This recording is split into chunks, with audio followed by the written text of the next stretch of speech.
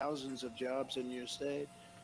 We're going to go all over the world. I'm going to allow that to go over the world, and it'll be a great market. To knock down barriers for American farm products, I will pass the Trump Reciprocal Trade Act. I was all set to get it done, and then we had a thing called the China virus come in. Has anyone heard of the China virus? If India or China or any one of many countries, which is what they were doing to us, hits us with a 100% or a 200% tariff or tax, we will hit them with exactly the same tariff or tax right back. So that if India, which I have a great relationship with Modi, like them, but they're very tough traders. And as an example, if a Harley Davidson sold into India, they charge them almost 200% tax. You know what they say? We don't want them. Come in, build a plant in India, and sell them in India, no tax. And that's what we're doing, and that's what I was doing. We don't want your product. We want you to build your factory here, or we want you to build your factory in the United States. It's so basic. But I'll tell other countries where we spend billions and billions of dollars on military protection. We protect these countries. They wouldn't even exist if it wasn't for us. That if they do not give preferential treatment to our farmers and to our manufacturers, the troops are going to pack up and they're going to come home. We got a lot of people we protect.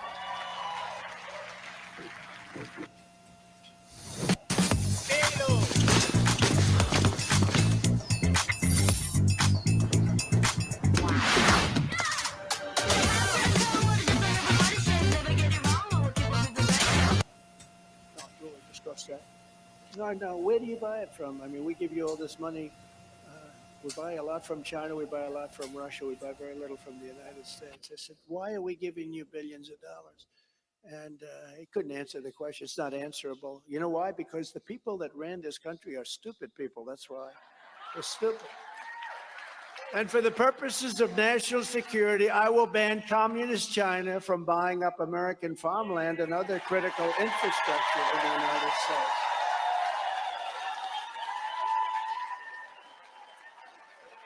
Have to do it.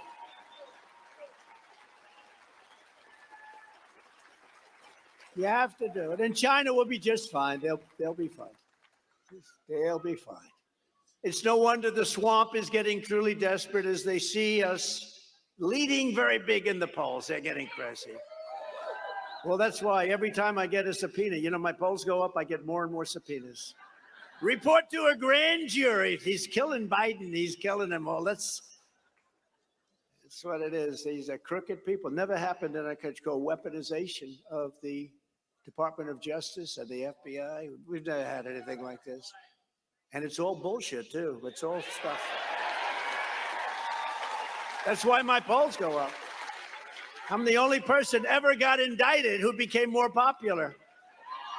Because people understand it. They read it. They see it. It's all contrived, horrible stuff. Just horrible what they've done to this country. In the new premise poll, we are at 59%, and Ron DeSanctimonious is at 21% and falling. In the new Fox poll, we're beating DeSantis by 34 points among Republicans and 50 points among young voters. 50. Thank you, young voters. In the very respected McLaughlin poll of Iowa, this is the Iowa poll just came out. A man named Trump is at 51%, and a man named DeSantis is at 19%. You know, it's funny, I saw them doing an interview, sort of a straight interview, and they were saying, so his name is DeSantis, but nobody calls him that anymore because it's like they get confused. There are so many names. So we're getting ready to interview Ron DeSantis, and they're screaming, no, it's DeSantis.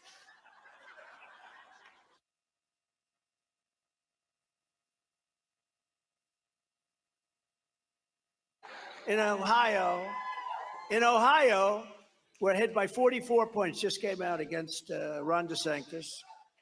And the new Tennessee poll, I love Tennessee. You know, we have every congressman and woman. We have the 2 senators, everybody in Tennessee with the endorsements.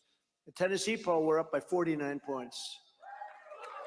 When asked who's the best to improve the economy, they go Trump almost 60%, DeSantis 18%. And in New Hampshire, a poll just came out, Trump, 55%, DeSantis, 11%. In South Carolina, you saw we had almost 80,000 people last weekend, and it was 102 degrees out. It was hot. Who else could stand up for an hour and a half? Mostly without teleprompters, because, if you read the teleprompter, it gets very boring for people, If you read the teleprompter, all of a sudden you notice people starting to leave. There's nobody leaving in this group. In fact, I want to thank the fire marshal. You guys worked unbelievable just to get as many people. A lot of people outside can't get in, but I want to thank them. But in South Carolina this last weekend, we had close to 80,000 people, and it was talking about politics coming from a view of the streets. You know what I'm saying, dog? We're not coming from professional view. We're not lawyers. None of that shit is on TV. You know what I'm saying? We come straight from the hood. The hood view. You know? Representation of black people, period, on the bench. Because we don't know who Clarence Thomas is representing. He's sitting on a Supreme Court, sitting on a bench, smelling like cocoa butter. The development of African youth, and it turns into an economic and criminal justice crisis, they will be the victims of that system as well as black people. When the Washington Post printed that, did you then issue any kind of a statement saying that here is the way it was asked, here is the way it was answered, and taken on those terms, you're reading it wrong? No, actually, I'm used to newspapers having preconceived notions and preconceived actions, because the issue of white supremacy and racism in America is so explosive. Mm-hmm. What happens is people don't want to hear what African people are actually saying. They want to hear what they want to hear, and so they manipulate the African leadership's words all the time. Do you think that Governor Clinton, before making those remarks, should have called you and asked you if you stated them? I think that Governor Clinton is a dishonest person, because he said he made those remarks because he was morally outraged. But interestingly enough, he didn't make the remarks to 5 to 7 weeks after the article appeared in the Washington Post. Well, that's because you had spoken at the same coalition he was speaking at, so it came to mind then. No, I don't think that that's the reason. I think that an aide in his camp brought him the article, and he thought it would be a strategic political move to show how macho he is, to jump on this young African woman about her artwork, which, even though she has the freedom of speech and freedom of expression, and there are so many things in America to attack, if you want to attack racism, that it would seem odd to attack an African woman who is the primary victim of racism. So you think it was designed to gain attention by saying it to a group like the Rainbow Coalition, and he knew that that would get a lot of press and attention and get white votes, as you read it? I think it was an attack on Reverend Jackson to try to prove that Reverend Jackson keeps radical company, to try to distance. Why would Clinton want to do that to someone who's supporting him? Clinton would, first of all, Reverend Jackson has not endorsed Mr. Clinton. Well, it's expected that the black vote will go to the Democrats. Why would he want to harm his own base? Because, as we know, Reverend Jackson is a powerful contender for the vice presidential slot. The contenders were only in Mr. Clinton's mind, sister. Give me a chance to answer the question. As we know, Reverend Jackson is a powerful contender for the vice presidential slot. And as we know, racism and white supremacy exist in full effect in America. So in order to justify not having Reverend Jackson as the vice presidential candidate, even though he has delivered the most votes to the party, Clinton has to find a justifiable reason. So trying to prove that Jesse Jackson in some strange way is a racist or is 2, 3, 4, 5. Yep. We live All the way. Welcome to Hoodview Politics, where we're going to deep detail dive in the politics Deep. from the hood point of view. Right the fuck on. I'm Rad, B.I.D. Jones. And I'm Tony, the #1 soul brother. This is Hoodview Politics. VP. You know what I'm saying? Oh, yeah, man. Few things to jab into today. A lot to get into. You know what I'm saying? Ooh, yeah. So It's Tuesday night, and good to be back here on Tuesday nights. You know? And our regular time slot for those who missed us. We back. Definitely Wednesday nights. I mean Tuesday nights, Yeah. my bad. Welcome to everybody that's tuning in right now. This is a podcast strictly about politics from the hood point of view. Appreciate you tuning in right now. Subscribe to our podcast for sure. Right. You know what I'm saying? Hoodview Politics on Facebook. Hoodview Politics on Twitter. We on Twitch. We on YouTube. Damn it, we everywhere. You best to believe it. But you know, one place Subscribe we gotta and get. follow us. Yeah, we're gonna be on a new joint. God damn it, I forgot the name of the joint already. We're gonna be on What is it? God damn it, hold on.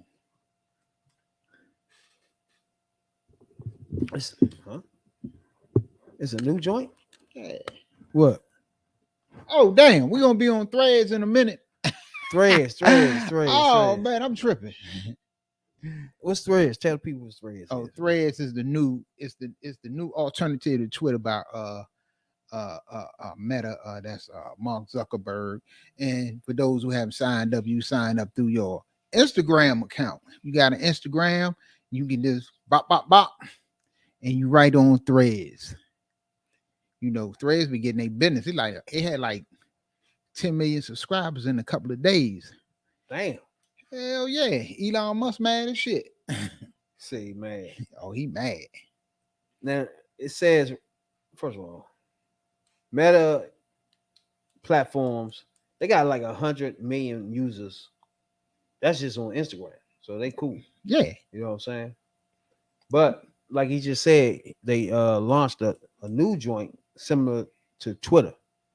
So anybody don't know, it's something called Threads out that's similar to Twitter right now. But it's so many people already on Twitter. I don't even think this.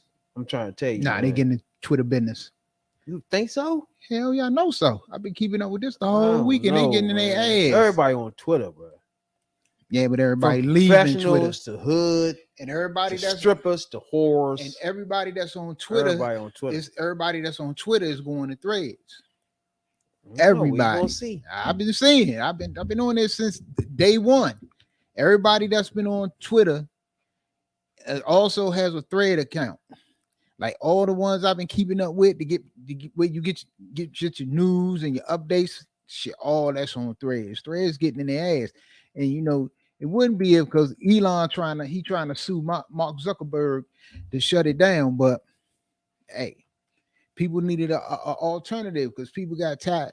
What really fucked them up was making them pay Saturday. You're making them pay for stuff. Yeah, too. it was Saturday on Twitter. I think it was Saturday where he limited the amount of tweets you can get per day on Twitter. Damn.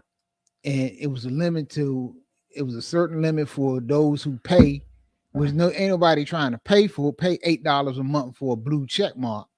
Then if you don't got a blue check mark, they was limiting to you to 600 tweets you can view a day. You can view 600 tweets in an hour. So what the fuck? You still got 23 more hours in a day. So that kind of fucked people up. And plus with the shit that's going on with the races and the hate speech and all that shit that's coming back out that he allowed back on Twitter. See, Elon done fucked Twitter up since he took over. So it was open for somebody to do something else. And lo and behold, it was done. True. Oh man, I don't know what to tell you about this right here. It's over the top, to be honest with you. It's like, I don't know. So they're not gonna put him out of business or nothing like that, but it's gonna hurt him in the fact that he already losing money. All the money he paid for Twitter, he already losing money and he losing subscribers. And people have been looking for alternative, like it's another black-owned alternative out there. So it's people, it's other places to go. I don't know about that though. Unless you go on that joint and it's just something different from Twitter. You feel me? It's just so many people on Twitter already. It's just too late. You know what I'm saying? It's like NBC News, Fox News. Everybody's just on Twitter. Yeah, but they're not gonna shut it down. But when you got 10 million people in less than a day that signed up for this new platform, there ain't nothing to sneeze at. And you got people. 10 million ain't good enough. Nah, but 10 million is I'm like talking the about in a lowest day, app but they out ain't this stopping at motherfucker. they ain't stopping at 10 million. That's Yeah, remember 100 million is the goal for that's most a of these less than a big day. apps. But it's so easy to sign up for. You want to get there. I haven't even checked in a couple of days. Matter of fact, let me see. Put my glasses on. Yeah, like 100 million motherfucking subscribers. What the goal is, Yeah. like 10 million is like you like a small joint. You're not really, you know what I'm saying? Like Instagram got more than 100 million. You know what I'm saying? Facebook more than 100 million. Yeah, You know but they what I'm owned by saying? Like, Instagram, so real joint. Most of these joints they got most people in and Twitter. You know what I'm saying? It's like these are the major joints. No matter what. Now, if you keep doing things where you got to pay for that, you got to pay for this, you can't do this, you can't do that.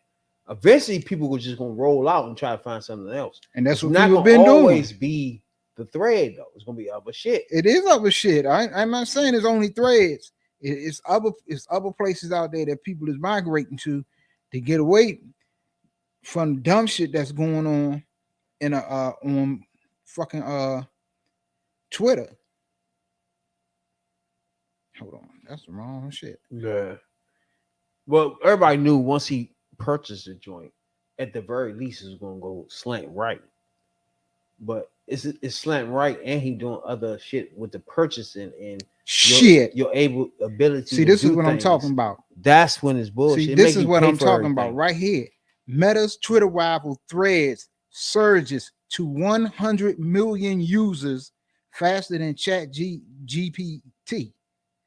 So this is less than a week, and you already up to 100 million users. And this is only came out Saturday, I think. Saturday, Sunday, Monday, Tuesday. It's only 4 days. Who was that? Meta.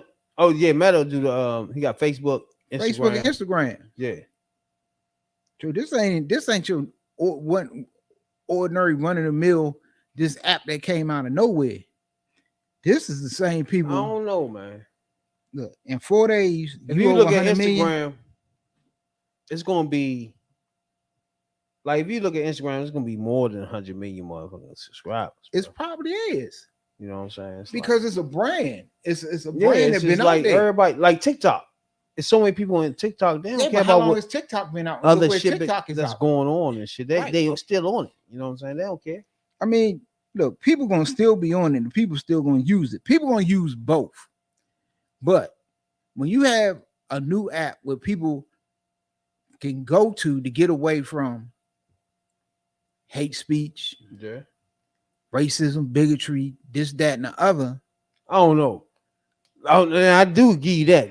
Twitter had People the going- motherfucking naked people on the joint, motherfucking porn on the joint. So they got a lot of dumb shit on the joint. I don't even want to be on the joint half the time. You know what I'm saying? So I know what you're saying. It's unlimited. But what he doing is make you pay for certain things. Just normal activity on the Right, the app. and that's where Elon Musk is fucking up. True. And See, the right fact that he here, paid this much money for the joint, one, he not looking for profits or something. I don't know what's happening with him. And this is a story from CNBC. So this ain't nothing, no rinky-dink outfit. Twitter traffic is tanking as Meta's Threads hits 100 million users. User traffic on Twitter has slowed since the launch of Meta's text-based platform Threads, which has already surpassed 100 million signups since its debut last week. Threads is being touted by a Meta executive as a more positive public square for communities that never really embraced Twitter. Matthew Prince, CEO of Cloudflare, shared a screenshot to show Sunday traffic showing that traffic on the platform was tanking. So it's out there, and it got mofos. It got mofos on there. I mean, 4 days, and you already over 100, and according to this article, the traffic on Twitter is tanking. Partly because of the dumb shit, mostly because of the dumb shit Elon Musk done. You're gonna limit what people can see. You can limit the amount of, like, shit. The other day I went on, and hadn't seen no tweets, and I got some kind of message. So I looked it up, and everybody got the message. You can see but so many tweets a day. How the hell you do that? And that's where a lot of people get their news from. I didn't know it. So they limit the. Hold on, what? Saturday, Twitter limited the amount of tweets you can see per day. The limit was if you paid for the blue check mark, Okay. you can see 6,000 tweets a day. That ain't shit for real. So you talking about the tweets that's coming down your timeline? Yeah.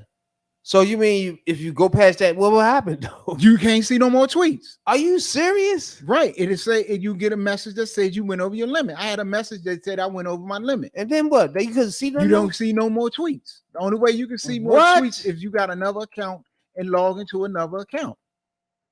If you got a blue check mark, you can see 6,000. Wow. I see 6,000 tweets in a half a day. Yeah, if you go on, you ain't paying attention. if you go on one of the motherfucking hashtags and what's trending, you reach 6,000 in no time. Oh hell yeah! 600 tweets you can see a day if you don't have a blue check mark, and if you're a new user, you can only see 300 a day. How the hell you figure? That's what I'm talking about. The shit that he's doing is causing people to leave Twitter and go look for other platforms to go on. And then when you have somebody like Meta, run by Mark Zuckerberg, who also runs Facebook, Instagram, and he puts out an alternative, he's going to get into Elon Musk and Twitter's business, which they have in 4 days. It's out there. Now I do agree that it is. People are talking about it a lot, but my point is, once you get on that app, right?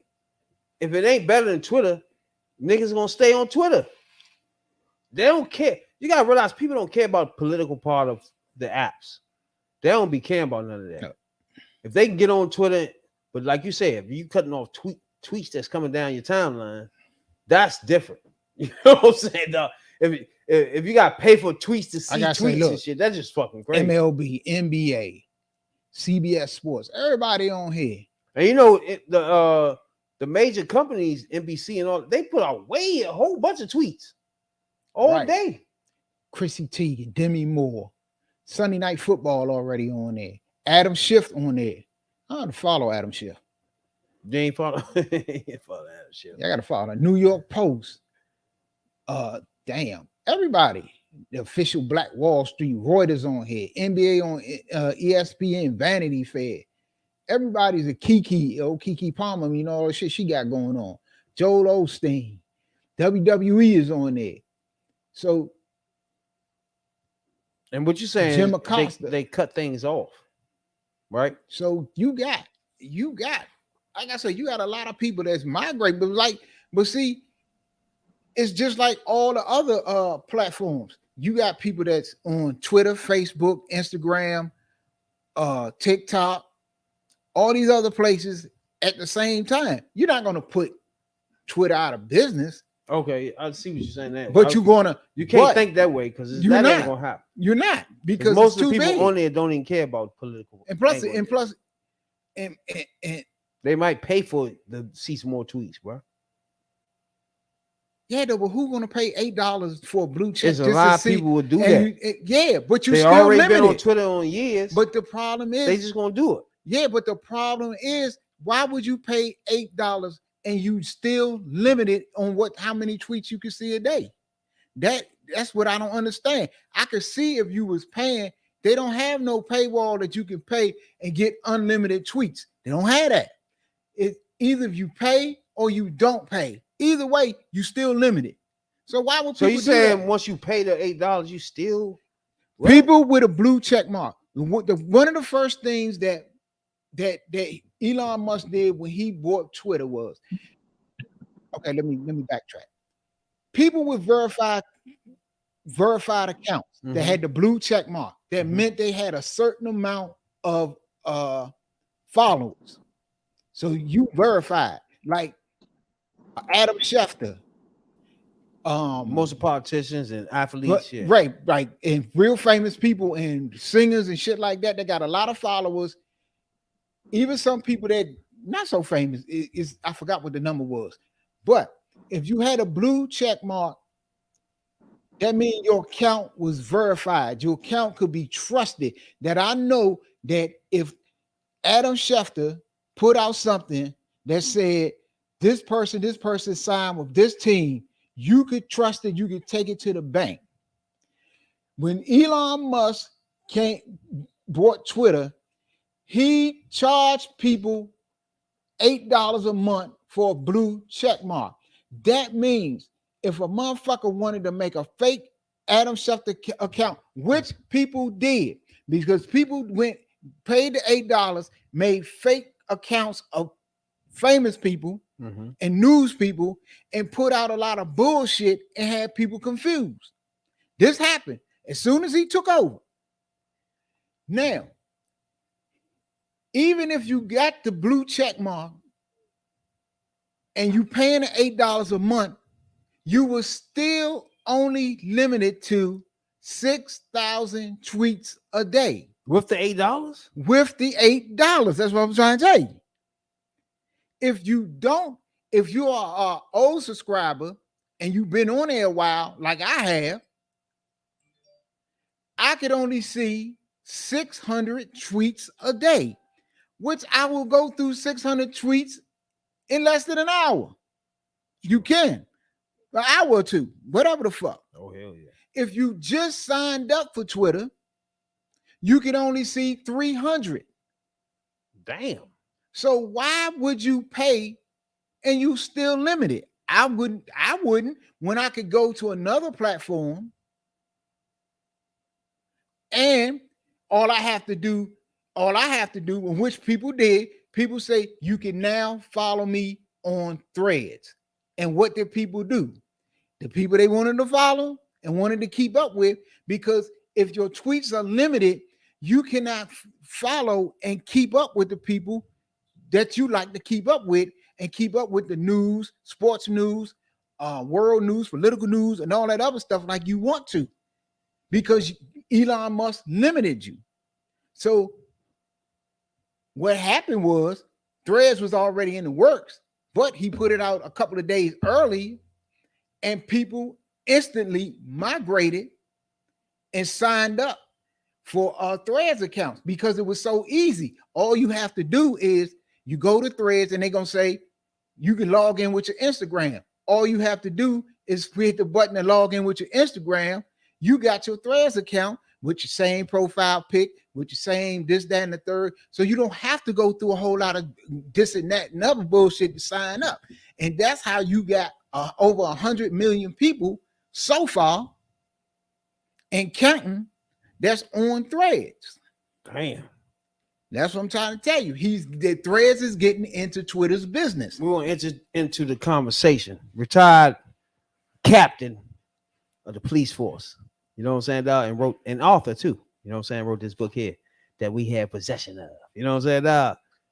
Police reform from a police point of view. You know what I'm saying, dog? We're gonna slide them into this conversation real quick. You know what I'm saying, dog? What it do? What it do, Cap? What's up? How you guys doing? Can you hear me? Yeah, most definitely.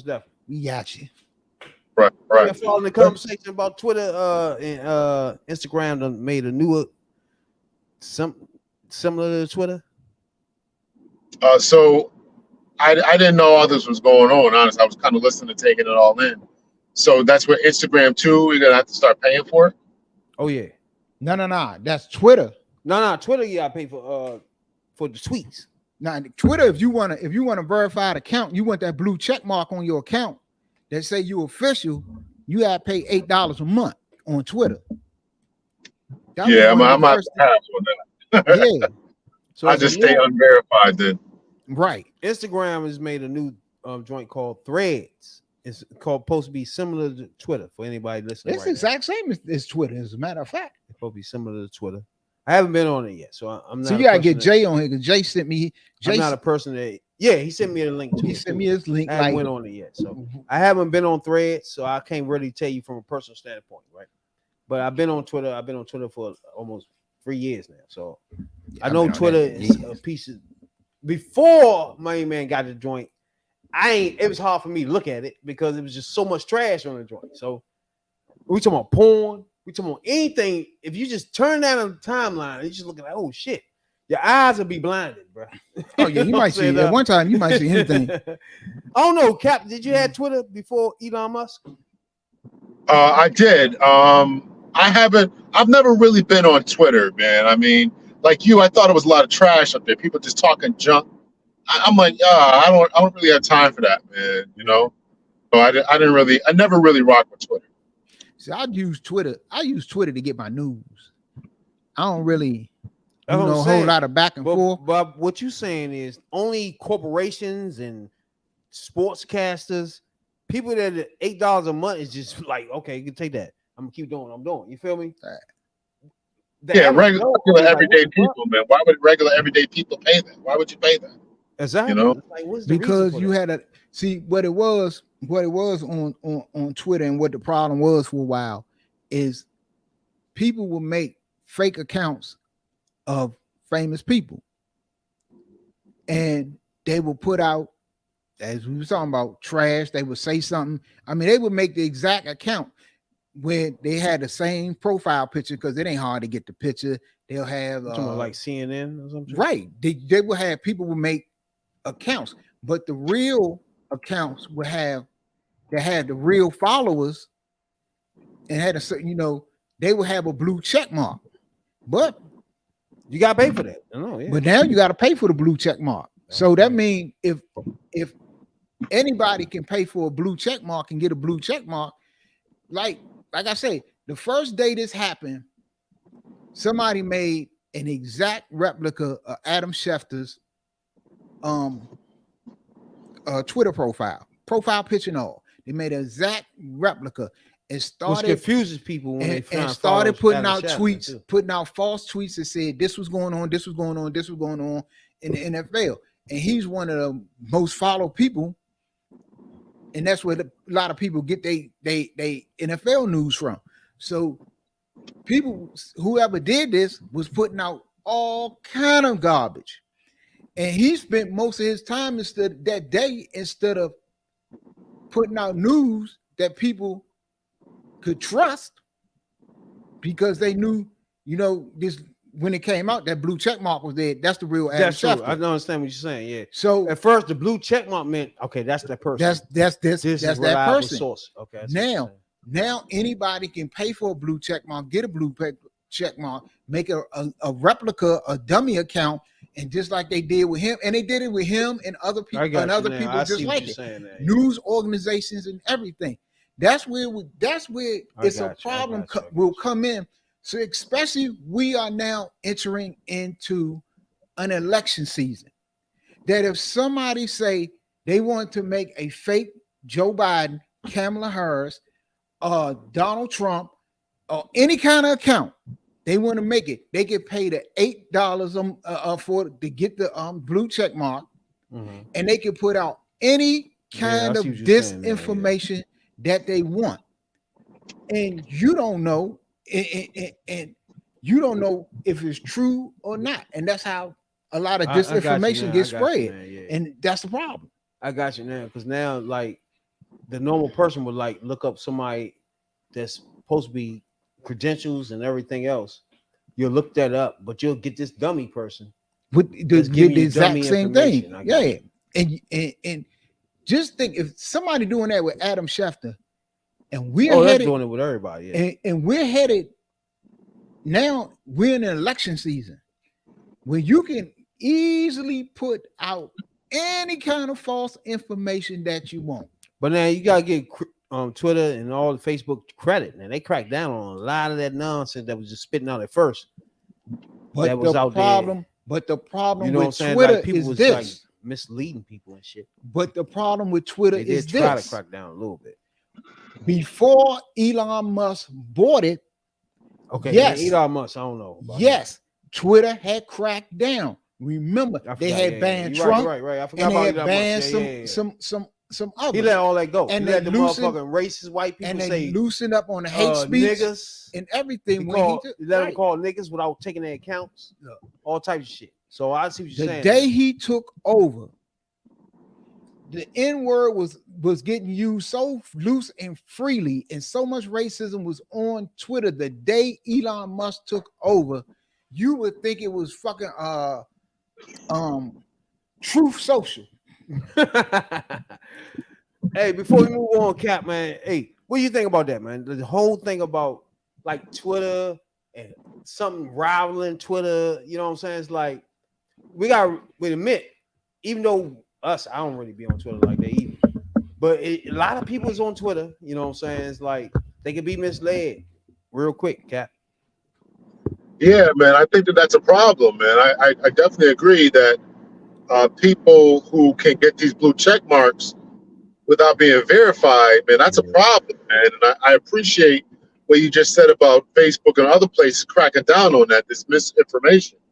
That's a problem, man. I'm not in favor of that at all. Yeah, I know Elon Musk was going to be a problem when he took over, man. Exactly. That's why I was not good. Tony, That's like, good. it's not going to be a pretty sight with this fool it running isn't Twitter at all. So anybody out there right now, you might be on Twitter right now. You're not political. That's why we here. We got Cap here, a former police officer. It's funny, a former police officer, dope dealer, ex-convict. We're all talking and having a conversation as black individuals. And this is anybody watching right now can take what they want from it. And this is another big problem too, because people think, and it's a lot of people out there that think that just because it's on the internet or it's on TV or somebody put it on the web or whatever, that is true. That doesn't make it. And these are the people that are easily duped. So, like Cap said, that's dangerous. That's not good. No, that's not. So you have to. I agree with you, man. It's not good about what they see on the media, and that's problematic. It's the rise of fake news all over again. You know, it's not good. It's tough. Where we gotta make sure that, because you gotta realize that most people just go on these websites and they don't think about that this is not real. You feel me? They just see, for example, they had the fake joint of Obama, not Obama, but Biden and Trump. They talking about some hood shit, but it looked like it's coming out of their mouth. You seen that video? Yeah. And somebody can see something like that and be like, oh, they think that's real. You feel me? They go out to work and be like, man, you hear what Biden said? And then, you know what I'm saying? They take that to heart. When people get research and put people's voices in certain places and do a lot of certain things now with the computer, it's just crazy. Fox News had to pay all that money out because they was putting out lies. And they don't forget, let everybody remember that too. They got sued by Dominion for just lying. All they did was lie. Right. You know what I'm saying? Like, right. And they put out all that stuff and they knew was lies, but the lies they put it out there and the people believed it just because they gave Fox News some credibility and it was on TV. And they believed it and ran with it.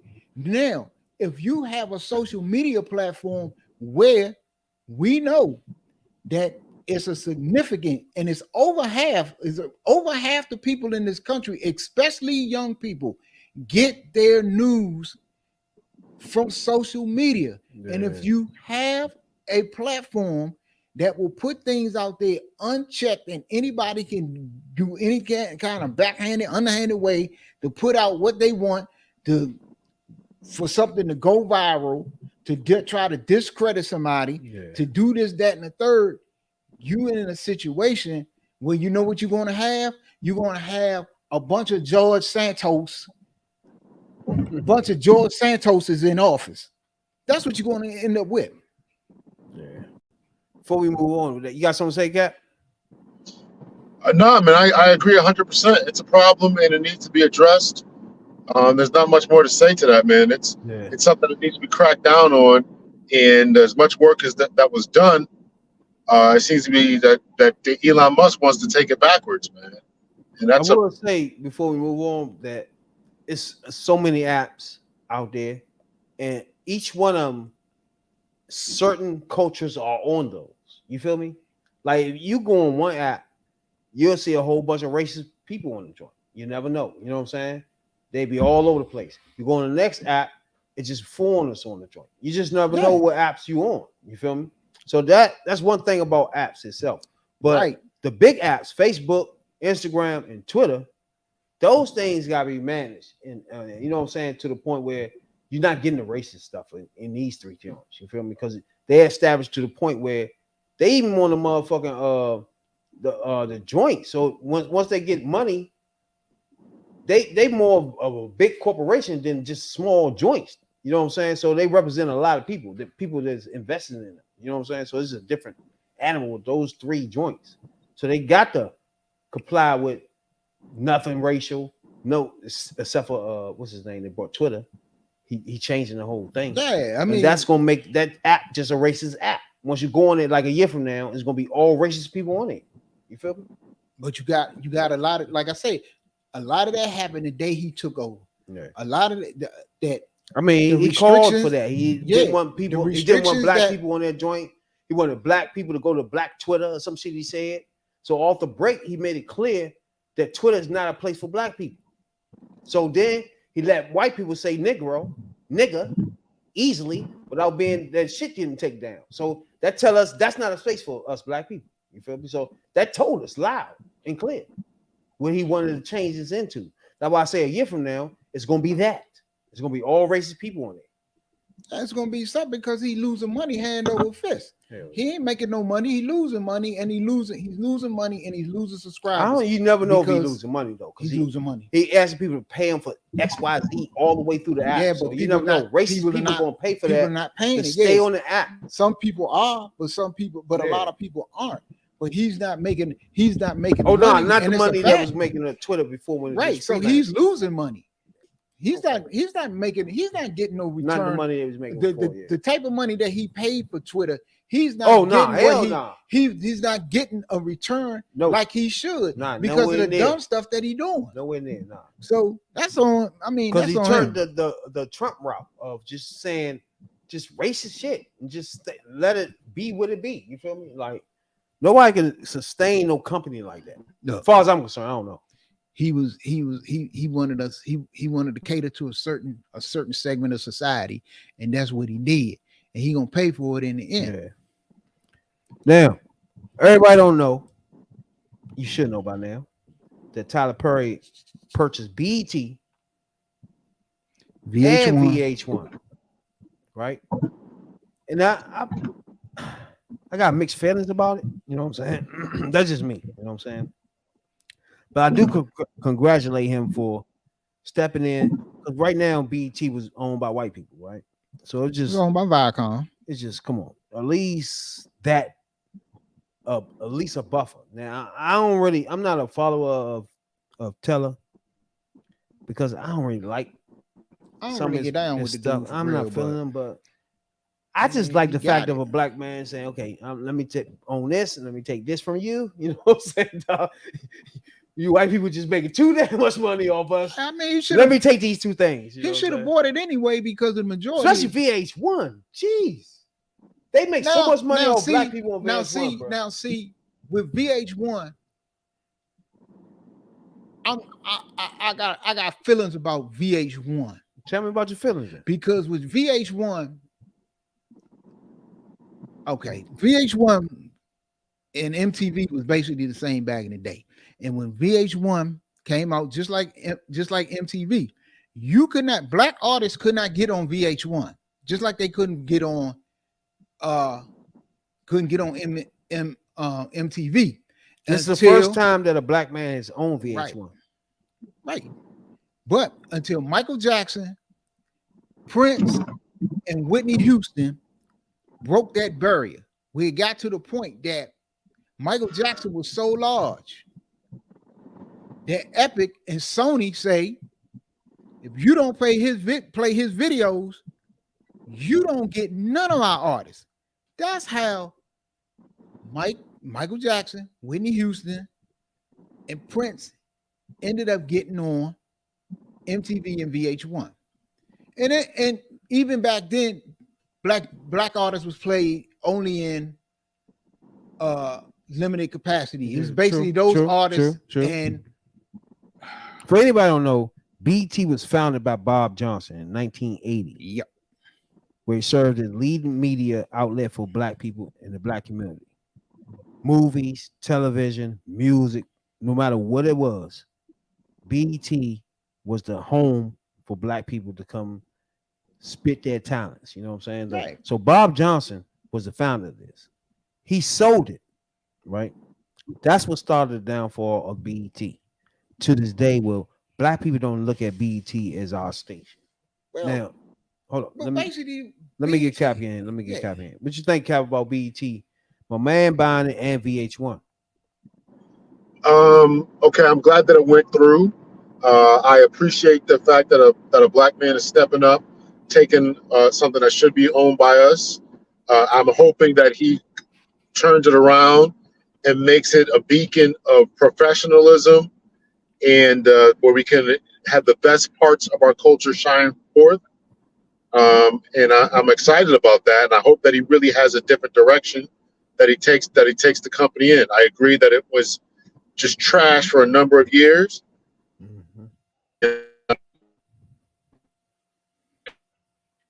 I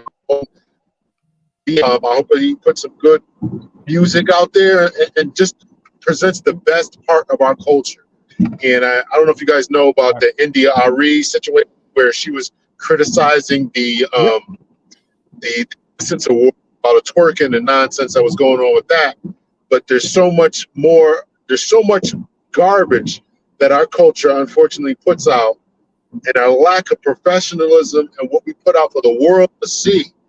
And I'm hoping that with this purchase, that this man Tyler Perry really turns everything around and puts us back to where we can be seen in a good, professional, dignified light. That's what I'm hoping. Okay. Right now, 90% of the programming on BET is from Tyler Perry anyway. So it's basically the Tyler Perry network anyway. So he should have ended up buying it because everything is on BET right now. It's Tyler Perry. What was the purchase price? That's a fine line. That's a fine line right there because, all right, he took over BET, right? Let's say he do his style of black branding of the station, right? Most people don't agree with his style of movies and style of his culture style. You feel me? Most black people don't agree with it. So do we force that? He does his Tyler Perry movies where he get in the dress all the time? Does that with the channel? It's already doing that. Well, I hope he doesn't do that. I hope that it's already doing that. I hope he brands out and brings some talk shows. I think that he should have different directors, different types of movies, and get a movie producing situation just like other entities produce movies.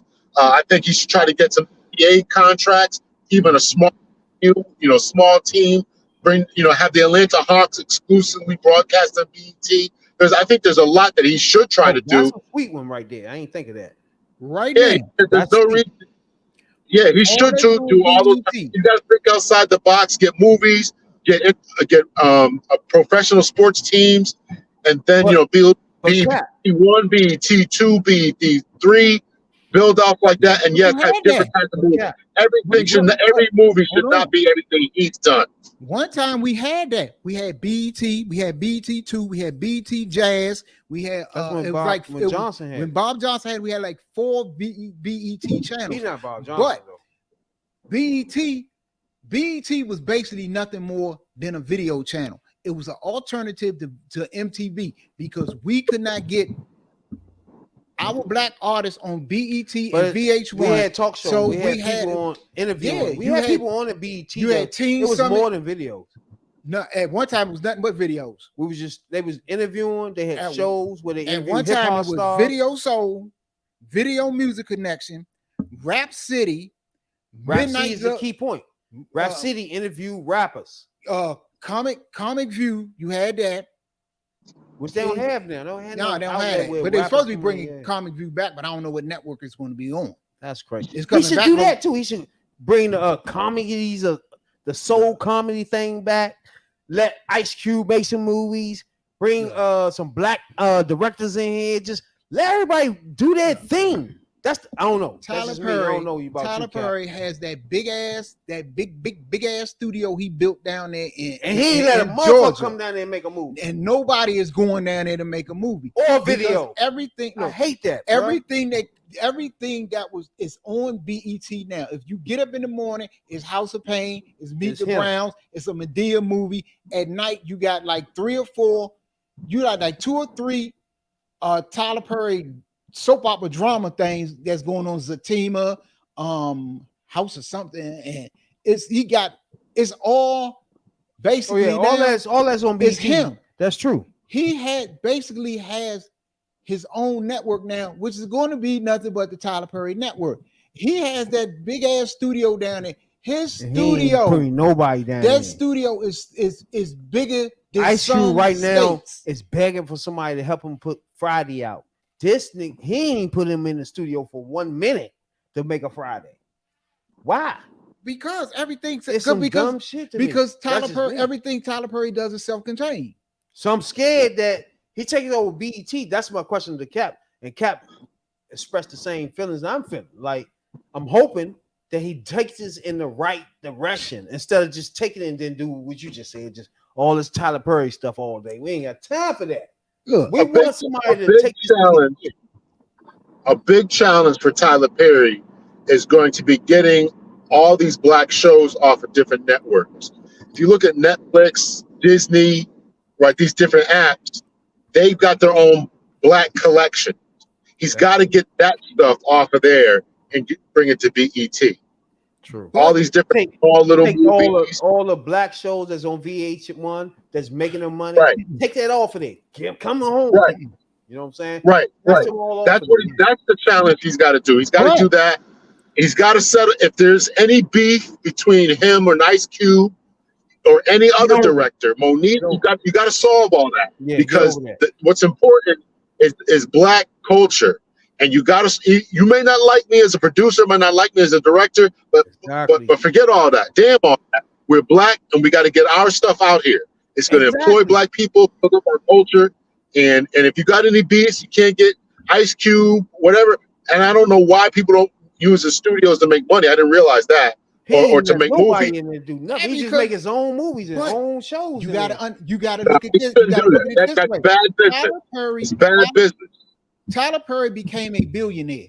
Tyler Perry became a billionaire in a powerhouse where he can build his own studio. He has his own studio. He makes his own movies, and he always did this. And he been self-contained, and he did it off of Medea. He didn't have to True. go outside. True. He became what he is. He didn't work in the framework of Hollywood. He didn't have to go to put certain producers and studios like Ice Cube and them do. Yeah. He basically what he did. Matter of fact, white people outside until probably still to this day, how many white people They gonna buy his stuff. white people don't go to Medea movies? And they did a thing on 60 Minutes or something like that. Bro. White people do not get down with Medea movies and Tyler Perry movies. The money Tyler Perry made, he made off of black people because black people loved his stuff. They liked his stuff. White people didn't. That's the build opposite of like my man Martin Lawrence when he wear the dress. What's the Big Mama? with Big Mama. Well, white people like that. You see what I'm Yeah. saying? It's a difference. I see you But saying. white people don't ain't patrons of Tyler Perry plays and Tyler Perry And we don't movies. really like none of that That's stuff all. either. Yeah, and it's a big segment of black Black people people. that don't That's like why that. him and Spike Lee got into it. But Tyler Perry made He gotta he gotta made his he gotta get rid of all his beats, bro. But if he buy BET, no, he doesn't gotta let have to. all that go and bring No. everybody under the He fold, doesn't bro. have to because he built have it to. up that way. No, he doesn't. All he did now was he bought an outlet for anything not he for wants more to Tyler do. Perry stuff. Yes, he no, does. please, That's no, all no, that's no, on that's BET not what we're now. doing, He's man. not going. Tyler Perry is not going outside of what Tyler Perry does to do anything because he doesn't have to. If we He don't hear built it all up one way, and he's going to stay that way. Just like when he had all this stuff on Oprah Network. Let me ask you: is he gonna ever let Ice Cube make another Friday? Hell no. Really though? You not no. You have Smokey. You gonna have Big Mama. You gonna have Madea and Smokey. I know it's gonna be some more big mamas. We know that. Come on, but he doesn't have to because what look, about Ice Cube? Come on, you gotta bring Ice Cube. He got one of the biggest movies that he ever lived. doesn't have to. Besides black people, it's big. He built it himself. You gotta bring this boy in the fold. He, as large as he is, he This is built bad it for black himself, culture, and he did not go outside. He never did. I know he that. never went outside of Madea. I know what you're saying. I know. Brown. None of that. None of that. None of that. Nobody with their own ideas. And it was a black, and it was all black money that made him, which is a good thing in his respect. It's all black money, and people still love what he do, especially down south. They love what he do. All he did was purchase an outlet. So when he wants to do anything, he'll put some shit in the movie theaters. When it come out of movie theaters, it can go straight to BET because he has the shows. He got like. But the problem is, Johnson sold the joint for $2.3 billion in 2000 right, because it was making money hand over fist. They just bought the joint for $400,000. It's a huge difference. Nah, he more than it ain't just him by 400 million. 400 million. My bad. It ain't just him. It's just a group of people. Yeah, but it's called the Perry Group, and it's gonna be the Perry Network, which I just don't agree with. That's just. I'm telling you why. Before we move on, Cap, come on, man. Like, I think we're on the same page with different. I just don't want him to do this thing like you just said, the Tyler Perry show. I don't want him to do it either. Tyler Perry shit, but I don't know. Yeah, I think that's a big mistake, man. We have this thing about us, man, where we just don't think we can do business with each other.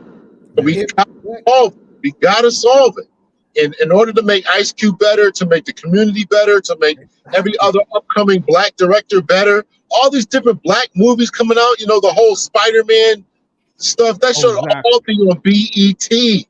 Yeah, exactly. But hold up, fellas. You also have an outlet where a lot of it goes. It might not have the name recognition of BET, but TV One is doing a lot of the things like the unsung. They making documentary movies about singers like the Bobby DeBarge and Mickey Howard.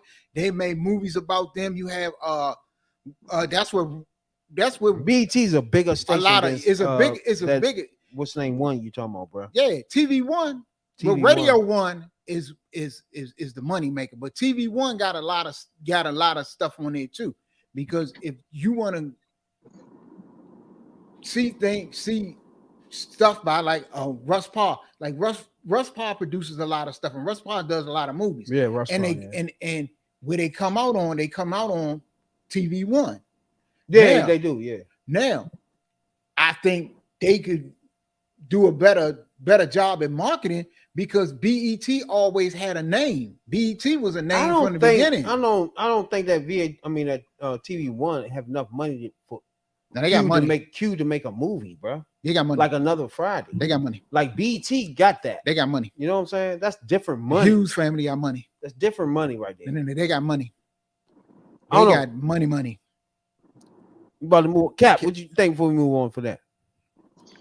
To the back. No, it's exactly what I said, man. We got to solve these problems, solve these issues, think big. It might have been making money. I don't even think TV One is black owned, right? Some of the stuff. Yes, it is. Owned by the Hughes family. The Hughes family? No, I thought that Roland Martin was part of TV One, and he used to talk about that. It wasn't black owned. Roland Martin owns Black Stars Network. TV One is owned by Kathy Hughes and her son. Okay. Same people that own Radio One. All right. Well, I'm just kind of going off of memory here. But anyway, we gotta solve these beats. We gotta think big. And it's big. It's got to get bigger. We got to get this stuff behind us. We got to support. We got to watch the stuff. And one of the biggest problems is what I'm want to try to do is we got to fix this, our communities, fix our culture, man. If the only thing that we used to tune in to watch BET for was to see the videos, the video vixens and the rump shaker videos and all that kind of stuff. If that's the only thing we tuned in for, and we didn't tune in for the documentaries, didn't tune in for the news shows, we got to change all that, man. And I think it's a big opportunity. And I'm hoping that he has the right direction, right people around him. And it can't be the formula that he used to become the superstar of the Tyler Perry Medea movies cannot be the formula that he used to run a show. I agree. Cannot do it. Cannot. You gotta expand. People are not gonna want to watch that 24 hours a day. You gotta bring some black Bond movies in here, some black superhero movies in here. You gotta have black talk shows, some black mysteries and intrigue. It's a young directors, new directors, black action shows, sports. Every HBCU team should be on BET or BET2 Sports or something like that. There's such a thing you can do with that. The thing about it is, it used to be you had HBCU basketball, you had HBCU football, and all of that used to be on BET. On Saturdays, you could catch all kinds of stuff if you're looking for it.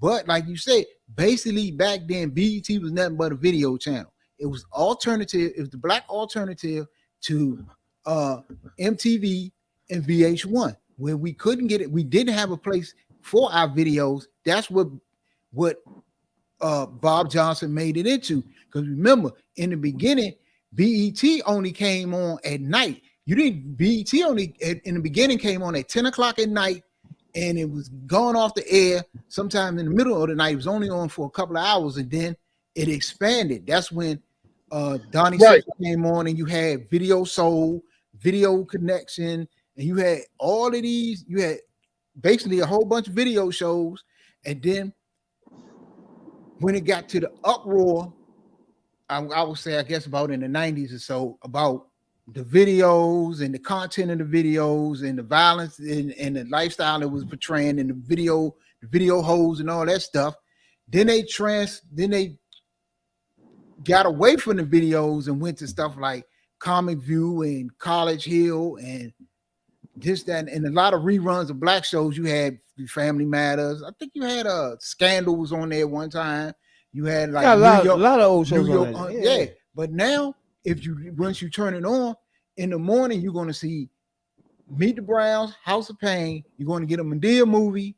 Then you're going to get a couple of reruns of Family Matters, a couple of reruns of Martin. Then it's going right back into Tyler Perry, because Tyler Perry got about 5 or 6 dramas, just like 50 Cent got all them shows. 50 Cent got something like 50 Cent too. They should bring 50 Cent. 50 Cent got I forgot about that's that. Not going to work.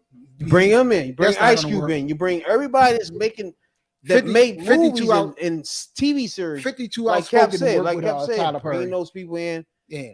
Get over your problems and let it go. But why would 50 go with Tyler Perry when 50 getting all that money from Stars? Now everybody don't know TV One is owned, like he said, by Urban One, which is owned and founded since 1980 by Kathy Hughes and Silver Springs, Maryland. Yes. So yeah, who started with. So that's the problem. You mentioned, the creation of all this is important because black people weren't represented in other TV shows. Now black people are represented, even if it's 2 or 3. You watch any show now, it's 2 or 3. People in the show. And now the interracial relationships are big. So there's representation throughout all this. So it's going to be difficult for Tyler Perry to bring all this. As I mentioned, Netflix has some kind of black collection. Disney has some type of black collection. Hulu, all them apps do. Hulu has black stuff that you can watch. I know what you're saying. Collect all that. Right. You have to get and to my man's point is how do you get all that away? Why should 50 leave Stars when he's doing all that. Well, you gotta take a loss. Now nobody's going to do this, but this is theoretically what should happen. In order for black stuff to thrive, you have to be able to take a loss, and the money will follow you. If 50 Cent said, "I'm going to leave Stars and bring all my stuff to BET," exactly, and he took, let's just say for quick numbers, he's making $10 million, and all Tyler Perry could pay him is $1 million. Well, eventually the revenue is going to follow him. Pepsi's going to follow him. Coca-Cola's going to follow him. Gatorade, all this other stuff is going to follow and make BET bigger. This is the same principle of what people were saying about Deion Sanders. You have to start out small and then make it big. And this is the point that we're at. Stars can pay you. Any place, any white company can outpay you. We all know that. But if you want to save this culture, you got to be willing to say, forget the money. I'm going to take a loss for a little bit until we get bigger. Because eventually, black culture is it right now. We know that our culture runs the world as far as culturally, socially. Correct. And the way that we dress. And so eventually, everybody's going to follow you. So everybody will follow 50 Cent over to BET. They'll follow Ice Cube over to BET. The money's going to follow. Patron's going to follow. Hennessy's going to follow you. All this money is going to follow you. It's going to get bigger. It's only going to get bigger. Hennessy going to follow for sure. My issue is this. Tyler Perry doesn't need a 50 Cent. Tyler Perry doesn't need. We know that. What we Tyler Perry doesn't need Chandra Rhimes. I disagree. Tyler Perry is self-contained. And Tyler Perry doesn't have to go outside of what he does to do anything. So why would he? But he's appealing to one. Tyler Perry is appealing to one aspect of the black demographic. And it made him a multi-billionaire. You got to get all of them. You got to get all of them. You got to get those who enjoy the Meet the Browns. I don't enjoy that, but I would watch. Yeah, because I think Brown is a buffoon. I'm going to tune in to watch 50 Cent. I'm going to tune in to watch the basketball game. I'm going to tune in to stuff. And therefore, once you get that market, then like we said, you can expand to, okay, now we got BET 2. Now we got BET Jazz. You got to expand it. You can't just get one. He's got, that one demographic has made him a billionaire, but you got to get all these different black folks to make you a trillionaire and to expand the market. Get the kid shows. The black folks to watch.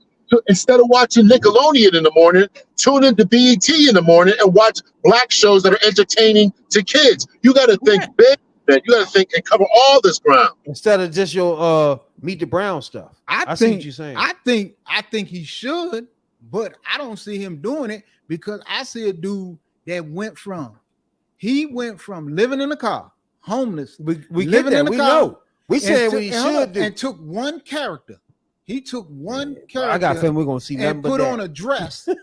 he made up one character that he put on a dress and went from making small plays to this dude is a multi. We're gonna get the overload. He owns the biggest studio of them all. Tyler Perry, no black man come in and make nothing. Tyler Perry's studio is the biggest studio of them all. And he doesn't. Nobody from the outside does anything in there. Yeah. Everything is a Tyler Perry production. But you gotta understand what we're saying. Me and Cap disagree with him doing that. And I agree. And I agree. We want him to make this moves of put everybody inclusive in this thing. I agree with you and Cap totally. But what I'm saying is, I just don't see it happening because the dude, he did it his way. He did it with the characters he created, and he did. I don't think he feels that he has to go outside of his audience because his audience has made him a multi-billionaire. So he don't feel as though he has to come to you. He feels that you have to come to him. So why would he, go to a Chandra Rhimes, 50 Cent, who else? No rap CD. With Regina King is doing big things production wise, making movies. Oh yeah. Come on, it's a lot of people like you just said, Ice Cube, Regina King. Bring these people in here, bruh. But you saying he won't do it. We saying he need to do it. I'm I'm saying he need. I'm saying he just the should do bottom it line. too. I think he should do it too, because all. But I just believe that in the end, BET is going to turn into the Tyler Perry network. Just Oh like, my God. just like when he had everything, when he had all of his shows on Oprah Network, it was basically Oprah. The Oprah Network was the Tyler Perry network. She got his ass up out of there, and then he took everything to BET, and now he had a chance to buy BET. So what does that mean? He doesn't have to take his movies, his programming, anything that Tyler Perry wants to put out, be it good, bad, trash, or anything. He doesn't have to take it to nobody. He only has an answer to himself, and he can put it out whatever he feel like it. And you just gonna get a whole bunch of Tyler Perry stuff because he don't have to answer to it anybody anymore. Now, every week, right, we highlight black women, right? And we call that the cocoa butter lady of the week. Who's that lady? Who's that lady? This week right here, baby. Black lady of the week. Now at the end, we're gonna have the black lady of the year. But that's beside the point. That's a little while from now. We got time for that. Yeah. Black lady of the week this week will be Sister Soldier. Now, if anybody don't know who Sister Soldier is, right? She was an activist turned rapper. Now, as far as rapping, she was trash. I ain't gonna bullshit y'all. The rapping was not, but she only rapped to get her message out. So I can't really critique that. You feel me? Because that was just her outlet to get music out. You know what I'm saying? It just wasn't her thing. You feel me? But she rapped. Now, Sister Soldier was out defending black women across America during a time when it wasn't popular at all for women to be talking at all, let alone defending and speaking out for black culture. You know what I'm saying? So she came along when it wasn't that many people speaking out too much more. You feel me? Especially women, to be honest with you. So I'll give her credit on that because she didn't have to do it. You know what I'm saying? She's one of the first early people in hip hop to do the conscious rap like that. You know what I'm saying? Where she telling you about the government and what's going on personally as black people. You know what I'm saying? Oh no, did you like Sister Soldier music? No. Cat, did you ever listen to Sister Soldier? I'm trying to think of any songs she made. She obviously didn't make a mark, so, but I did appreciate her activism. I remember a few times she was on some talk shows and she was really dropping. So, Exactly. but I can't remember any song. I can't remember any songs she did. I do have an interview when she was on earlier when we played the podcast. When we started off, she was on an interview with Larry King when she was expressing her feelings about black people and the struggle that black women going through and how the media twist her words up back then and stuff. So she came a long way. You know what I'm saying? She came a long way with her activism, like you said, and the song she was making. It was more of black power movement music, put it like that, where it wasn't particularly trying to be a good rhymer, put it like that. It's more of just rhyme to tell, rhyme enough she was one of to the tell early, you what I'm trying to tell you. Yeah, she was one of the early pioneers of message music. It was a message in the music. Yeah, more. It wasn't about get on the dance floor. It wasn't about the beats. It wasn't about. Nah, she wanted to tell you. She wanted to make music to make you think. Exactly. She was born Lisa Williamson in the Bronx of New York. You know what I'm saying? She went to Cornell University. If anybody don't know, she went to Rutgers University. Got a BA there. Oh, she went to Cornell? I didn't know that. Yes, and she studied abroad too. So everybody knows she recorded a few songs. She was in films. She produced some films. She's an author and activist for sure. And she started activism in 1985. You know what I'm saying? She's known as Sister Soldier. She made the movement, Sister Soldier movement. No disrespect. And remember, she wrote the book. People don't remember the book she wrote was the coldest. Cap, you ever read the book? I didn't read a book. No, The Coldest I Winter didn't know. Ever? No, I never read that. I advise all black people in America, right? Because this is a book that, like, when we was coming up, remember in school back in the days, black culture, we was doing that. Now they fighting it and shit. But back then, there was a book we had to look up. You know, you used to have to look up something and then come back and give your Do a book report. Yeah. And the Coldest Winter Ever, you know what I'm saying, was one of those books. I advise everybody out there, man, the black culture, even white people too, other cultures, check out Sister Soldier and the Coldest Winter Ever. You know what I'm saying? I have another podcast called the Third Perspective Podcast, right? I have interviewed Eva Pinkett the other day, and she's an author and she's an activist in DC. And we was talking in an interview, and we started talking about Sister Soldier. And it turned out that Sister Soldier was the one that influenced her to write and be an activist. You know what I'm saying? And this book right here was the book that turned her, that made her start being an activist. So I appreciate everybody to check this book out. This is Sister Soldier for sure. One of the early black women that step up and fight the black culture. You know what I'm saying? She was one of the first ones.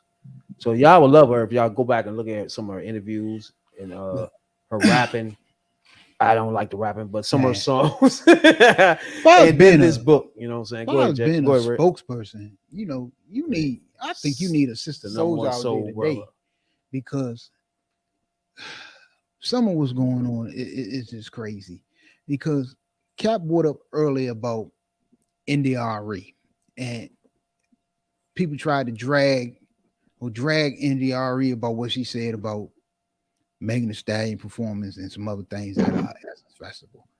And I agree with somewhat of what NDRE said, because on night one of Essence Festival, you had Lauryn Hill was a headliner. And anybody that know anything about hip hop and anything about Lauryn Hill know when Lauryn Hill was out there, Lauryn Hill was the shit. And she ain't had to, she ain't had to cuss, talk about a coochie, talking about sucking it. And she ain't had to do none of that. And she put out one of the greatest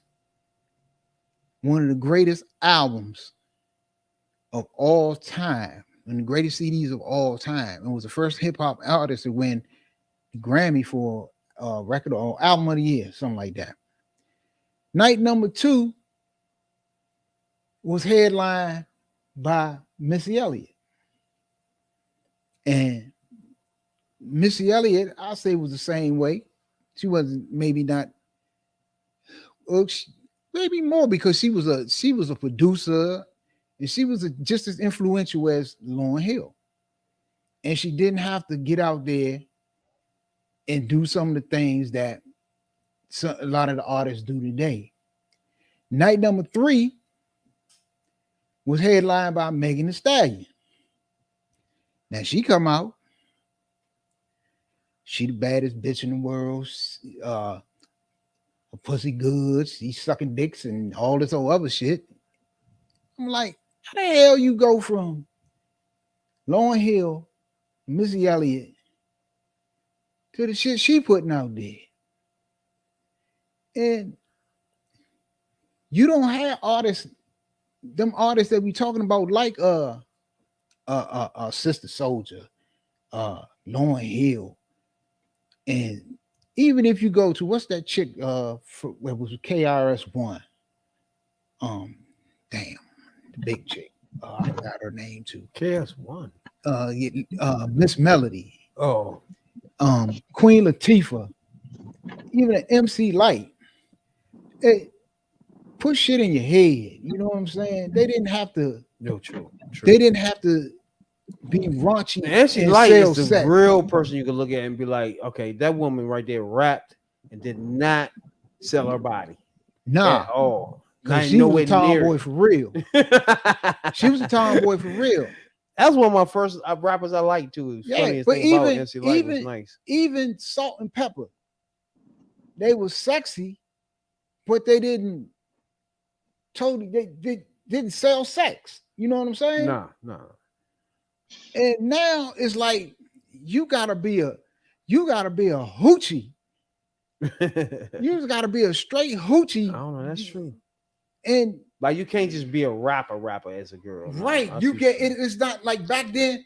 Back then, It was more of the a female rappers, they was they gave we crushed on them. We liked them. they got They that was just good due, looking. though. They was Yeah. beautiful. But they also had a mind that if you came at them in that way, they'd put you in check. Yo. I forgot about Yo. What you think, Cap? Yeah, man, I agree 100% that I don't know what has happened to our culture. I don't know what has happened to our culture. It has gone down the tubes fast, and it's just absolute madness, man, to see the stuff that's going on. And it's shameful, it's embarrassing, and as we should be embarrassed as a culture, as a people, but we're not. We double down on it. We triple down on it.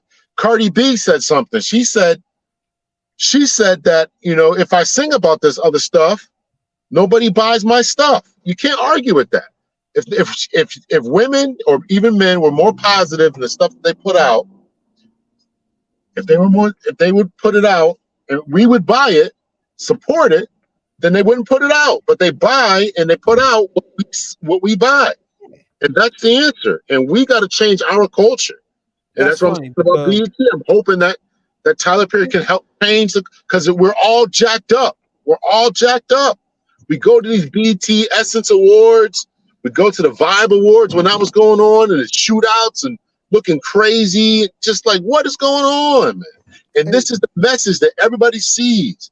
Every other culture sees this. White people see this. Indian people see this. Yeah. And then they get mad when they call us niggers. Say our culture. Cap, that was the same thing. The point I was trying to make about VH1 earlier when I was saying that at one point no black artists could get on VH1 and MTV, and they kept it like that for the longest time until the viewership and the advertising dollars started to wane off, started to get low, and then to get that back up, where did they go? They came to put on black shows, but the only black shows that they put on was the ones that made us look stupid. The Love and Hip Hops, the Black Inks, and I was like, hold on. At one time, when Michael Jackson, no matter what he did, it influenced culture worldwide, but he couldn't get on VH1 and MTV. Prince, probably the greatest musician that ever lived, couldn't get on VH1, MTV. Whitney Houston, arguably the greatest voice there ever was, but she couldn't get on these channels. And these was people at the top of the food chain. They was at the top of black music and music in general. But when they finally let black people on there in mass, they let black people on there that look dumb. They look like dumbass niggas. And you had the women looking like hoochies. And that's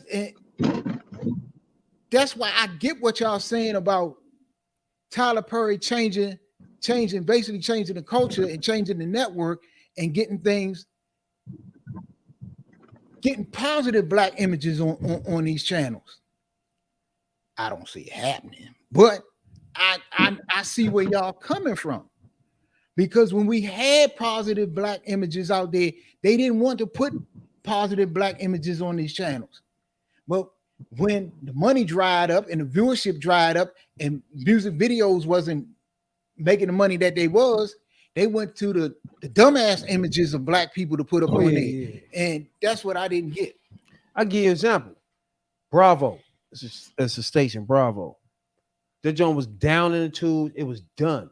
It wasn't nothing but a station where two old motherfuckers sit there on the fucking chair and talk about fucking movies and novels. Like a fake system. They hired another motherfucking producer. He flipped it and started putting reality shows on the joint. Yeah, all black shows, Atlanta, you know, how I mean, Housewives of Atlanta, all that stuff. All Bravo And the is now joint the blew the Housewives fuck Network. up. Yep, it's the Housewives Network. Simple as that.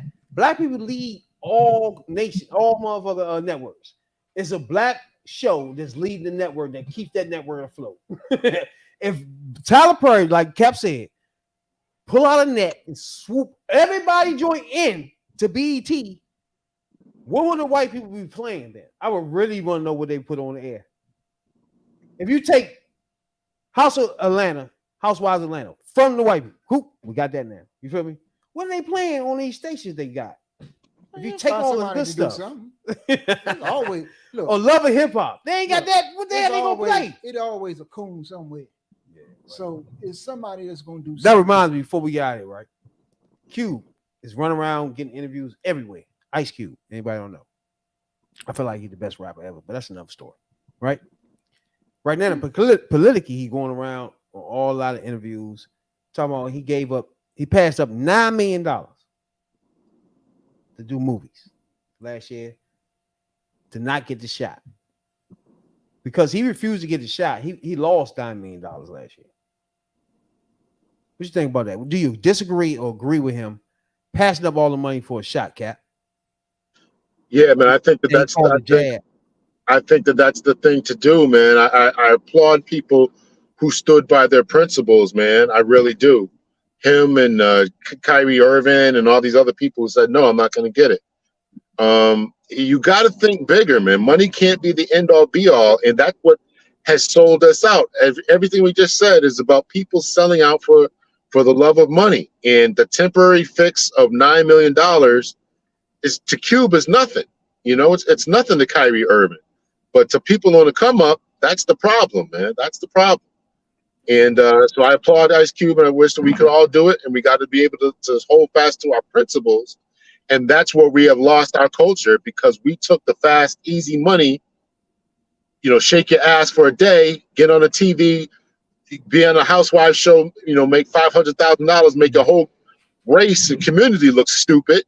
But you got $500,000 or whatever it is, you know, building your brand up but embarrassing the rest of them. And that's what they don't understand is, yeah, you can shake your ass for a day, you can buck shuffle and do all this stuff, but that don't last.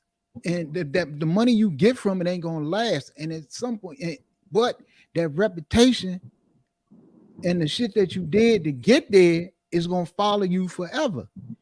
That's why a lot of, I mean, not to pick on the sisters or whatever, a lot of the sisters that did the videos and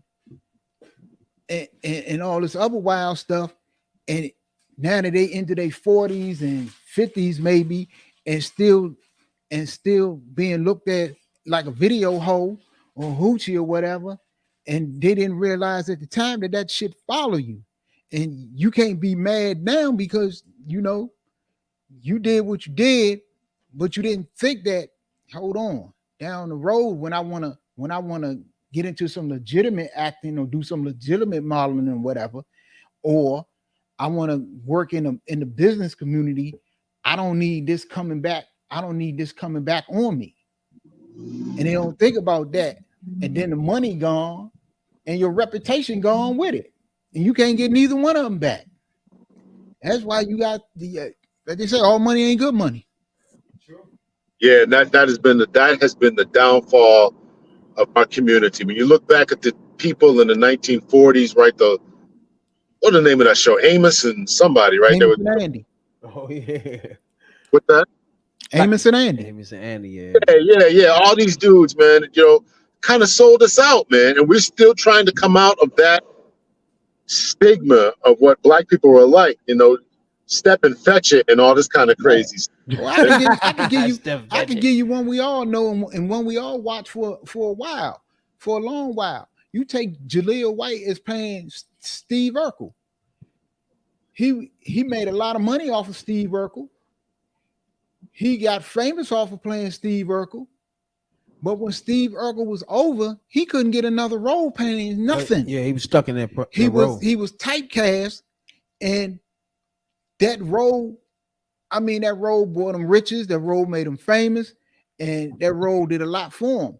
But when he wanted to continue his career, and do more serious roles, or just just do acting. Period. What he did followed him, and he's doing nothing.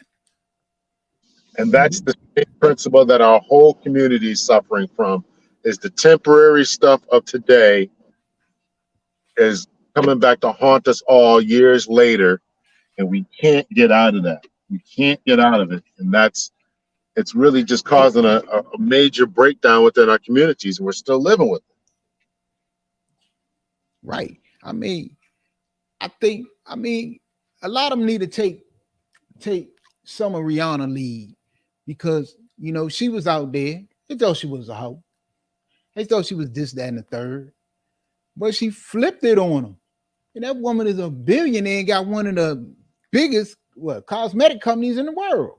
Yeah, her and You take her and the Kardashian girl. Hip hop, love hip hop. Okay. What's You the talking name? about Cardi B? Cardi B too. Cardi B. That bitch ain't made a song in I don't know how many decades. She's still a Yeah, star. because some of them flipped the script. I want to thank motherfucking Cap, man. I appreciate you for sliding into the podcast tonight, man. Yeah, Remember, any night that you feel like you sliding in, we in this joint live every Tuesday night. Anytime you feel like you want to chime in, let me know, bro. Let a brother know. You free. You part of the podcast, to be honest with you. I appreciate that, man. I was driving, man. I just got home. I was going to jump on the computer, man, but I appreciate it, man. I'll definitely jump on more and be with you guys, man. Most definitely, man. We definitely invite your point of view for sure. Ex police officer, a captain. We appreciate that a whole lot to come on this podcast and let the black people that's watching understand from all points of view, all dynamics. That it ain't got to be this way. Brother, yeah, that's what I'm saying before we leave out here, Cap. But brother, you and I, surgeon, man, we was on the same page tonight. I appreciate that. A lot of times we don't agree. That's different right there. But we was on the same page tonight, man. So that's what it's all about, man.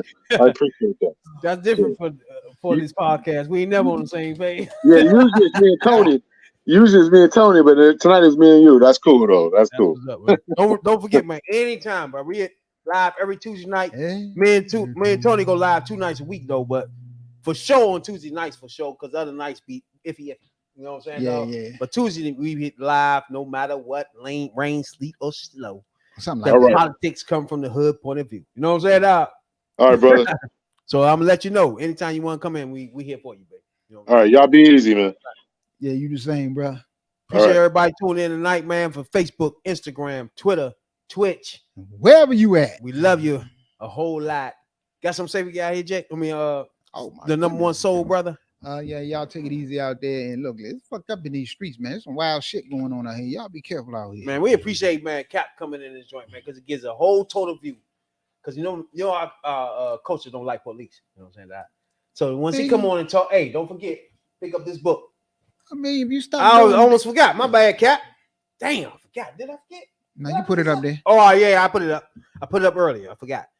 Pick up this book right here. Police Reform from a Police Officer. You know what I'm saying, dog? And check him out every Tuesday night if you want. You know what I'm saying? Any Tuesday night on Hoodviewpolitics when he slide in. You know what I'm saying? Other than that, he got his YouTube channel. Check him out. Cap for sure. You know what I'm saying, dog? Anytime you want to slide in, dog. And we out. We out. Damn. Did we cover everything? Not everything, but that's how it usually is. That's how it usually is, dog. Appreciate everybody tuning in. I'm Rad B.I.D. Jones. That's the number one soul brother, baby. Holla at your boys. Plawless too, man.